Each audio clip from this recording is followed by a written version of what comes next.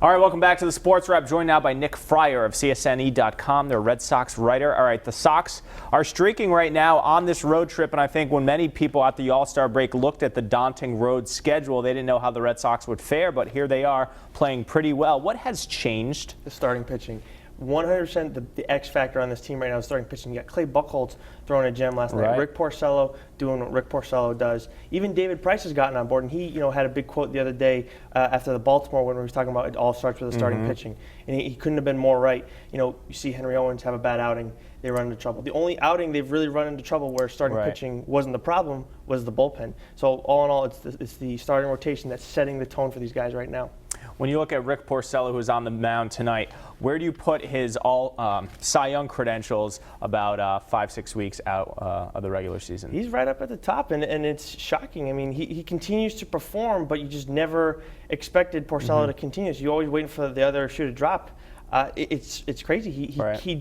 He goes out there and he has a bulldog mentality. I think that is the biggest thing with Rick right now, and you can't stress that enough, is that he's not afraid of anybody, and he'll go after hitters. And he has an approach too. He's going with that high fastball more, but he's still working with his two-seamer. He's got a good mix, and he's stuck with it the whole way. And I think that's the big thing. And no one's really seemed to figure him out. Incomprehensible that Rick Porcello would be a Cy Young candidate a year ago. All right, talking about the rotation, you mentioned Buchholz played well, but he's probably the odd duck out when you consider Erod and Stephen Wright back in the rotation. How will John Farrell manage this going forward? Well, Buchholz becomes an instant bullpen help because now he's starting to figure himself out, and he's really simplified things. That is the big thing with Clay Buchholz. He's simplified. He's using that fastball better.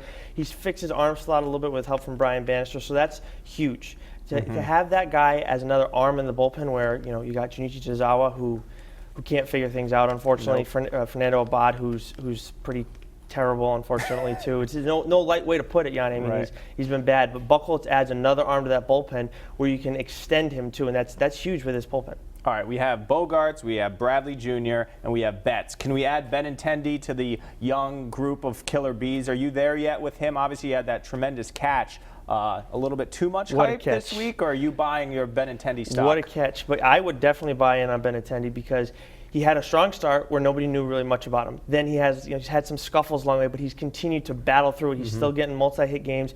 He's showing the glove off. He's got speed. He's got all the talents. And when I talked to him about making those adjustments, he seemed totally calm about it. Chili Davis is in his ear all the time. You can see him talking before games.